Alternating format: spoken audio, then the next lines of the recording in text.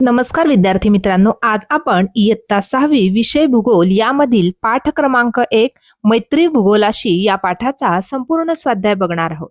त्यातील अचूक पर्यायाला गोल करा. पहिलं, जिओ आणि ग्राफिया या शब्दांचा अर्थ काय आहे? या ठिकाणी 4 ऑप्शन्स दिलेले आहेत. तर योग्य उत्तर आहे पृथ्वी आणि वर्णन करणे. दुसरं दिलेलं आहे भूगोल या विषयात कोणत्या घटकांचा अभ्यास केला जातो? यामध्ये 4 पर्याय दिलेले आहे. योग्य उत्तर आहे क, पृथ्वीवरील प्राकृतिक, जैविक व मानवी घटकांचा. तिसरं दिलेलं आहे खालीलपैकी कोणता भौगोलिक माहितीचा प्राथमिक स्रोत आहे? 4 पर्यायांपैकी योग्य उत्तर आहे क्षेत्रभेट.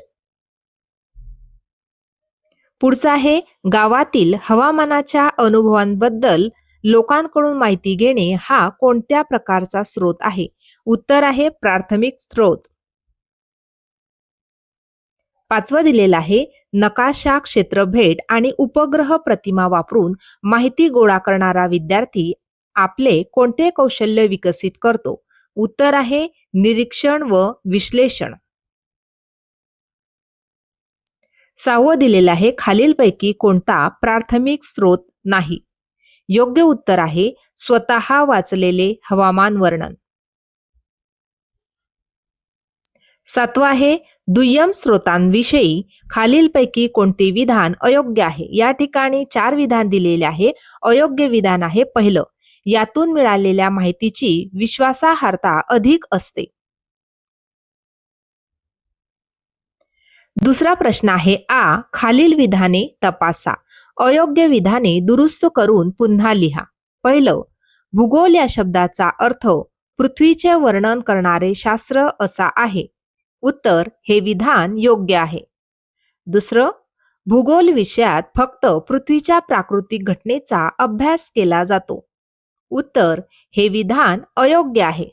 दुरुस्त विधान आहे या प्रकारे: भूगोल विषयात प्राकृतिक व मानवी घटक यांचबरोबर त्यांच्यातील परस्पर संबंधांचा अभ्यास केला जातो.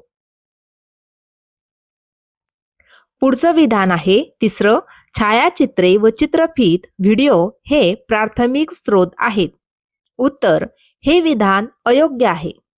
दुरुस्त विधान आहे या प्रकारे: दुसऱ्यांनी काढलेली छायाचित्रे व चित्रफित हे दुय्यम स्रोत आहेत. चौथं विधान आहे संशोधन व शोधनिबंध हे दुय्यम स्रोत आहे. उत्तर, हे विधान योग्य आहे. पुढचा प्रश्न बघणार आहोत. थोडक्यात उत्तरे लिहा. त्यातील पहिलं, भूगोल ही संकल्पना स्पष्ट करा. उत्तर, भूगोलाला इंग्रजीत जॉग्राफी म्हणतात. हा शब्द जिओ आणि ग्राफिया या ग्रीक शब्दांवरून आला आहे, ज्यामुळे भूगोल म्हणजे पृथ्वीचे वर्णन करणारे शास्त्र होय. या शास्त्रात पृथ्वीवरील नैसर्गिक व मानवी घटकांचे वर्णन आणि त्यांचे परस्परावलंबन यांचा अभ्यास वैज्ञानिक दृष्टीने केला जातो. दुसरा प्रश्न आहे भूगोल विषयाच्या अभ्यासाचे प्राथमिक स्रोत व दुय्यम स्रोत यातील फरक स्पष्ट करा. सुरुवातीला आपण प्राथमिक स्रोत यांबद्दल माहिती लिहून घेणार आहोत. बघा, प्राथमिक स्रोतांमध्ये पहिला मुद्दा आहे प्रत्यक्ष निरीक्षणातून माहिती मिळते. दुसरं, याची विश्वासार्हता जास्त असते. तिसरं, खर्च व वेळ जास्त लागतो. आणि चौथं, क्षेत्रभेट, मुलाखत, सर्वेक्षण यांचा वापर होतो. आता दुय्यम स्रोतांबद्दल माहिती लिहिणार आहोत. पहिला मुद्दा आहे आधी संकलित व विश्लेषित माहिती मिळते. दुसरं, याची विश्वासार्हता तुलनेने कमी असते. तिसरा मुद्दा आहे खर्च व वेळ कमी लागतो. आणि चौथा मुद्दा आहे पुस्तके, नकाशे, संशोधन, वृत्तपत्रे यांचा वापर होतो.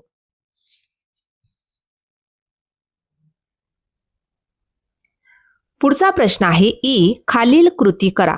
त्यातील पहिलं, तुम्ही अनुभवलेल्या क्षेत्रभेटीतील कोणत्याही एका ठिकाणाचे भौगोलिक दृष्टीने तुमच्या शब्दात वर्णन करा.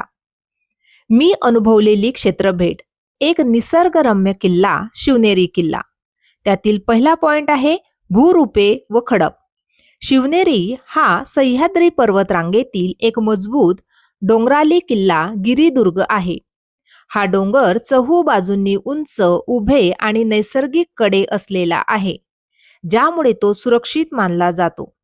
हा किल्ला ज्या डोंगरावर आहे तो प्रामुख्याने बेसॉल्ट खडक येथील दरवाजे तटबंदीय खडकांचे दगड वापरून बांधली आहे. दुसरं हवामान. येथील हवामान थंड, कोरडे आणि आल्हाददायक असते. तिसरं जलावरण. किल्ल्यावर डोंगराच्या खडकांमध्ये खोदलेली गंगा जमुना नावाची प्रसिद्ध पाण्याची टाकी किंवा तलाव आहेत. या टाक्यांमधील पाणी वर्षभर नैसर्गिकरित्या थंड व पिण्यायोग्य राहते. नदी व किल्ल्यावरून जवळून वाहणारी कुकडी नदी आणि त्यावर बांधलेले माणिक होड धरण स्पष्ट दिसते.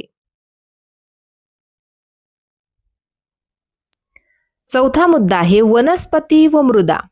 शिवनेरी परिसरात प्रामुख्याने झुडपी आणि निमशून्य म्हणजे कोरड्या हवामानातील वनस्पती आढळतात. डोंगराच्या उतारावर बाभूळ, कडुनिंब, बोर आणि विविध प्रकारचे गवत वाढलेले दिसते. येथील मृदा तांबूस काळ्या रंगाची आणि खडकाळ मृदा आढळते. पर्वताच्या तीव्र उतारामुळे येथे मातीचा थर अतिशय पातळ आहे. पाचवा मुद्दा आहे मानवी वस्ती व व्यवसाय. किल्ल्याच्या वर मुख्यत्वे जुने अवशेष आणि मंदिरे आहेत. किल्ल्याच्या पायथ्याशी जुन्नर शहराची दाट मानवी वस्ती आहे. येथील घरे सिमेंट आणि कौलारू पद्धतीची आहेत. येथील लोकांचा मुख्य व्यवसाय शेती आणि पर्यटन हा आहे. तेथे ऊस, कांदा, बटाटा आणि द्राक्षांची शेती केली जाते. तसेच पर्यटकांना विविध वस्तू आणि खाद्यपदार्थ विकून लोक आपली उपजीविका चालवतात. दुसरा प्रश्न आहे आकृती क्रमांक 1.1 चे निरीक्षण करून भूगोलामध्ये कोणकोणत्या गोष्टींचा अभ्यास केला जातो ते तुमच्या शब्दात लिहा. उत्तर आहे या प्रकारे. भूगोलामध्ये प्राकृतिक घटक जसे शिलावरण, जलावरण, वातावरण, जीवावरण, मानवी घटक जसे मानवी वस्ती, आर्थिक क्रिया, सामाजिक स्थिती तसेच संसाधने, पर्यावरण आणि शाश्वत विकास या सर्व गोष्टींचा अभ्यास केला जातो. पुढचा प्रश्न आहे बघा या प्रकारे. प्राथमिक स्रोत, भूगोल विषयाच्या अभ्यासाची साधने आणि दुय्यम स्रोत हे आपल्याला पूर्ण करायचे आहेत. बघा या प्रकारे आपण हा तक्ता पूर्ण करू शकतो.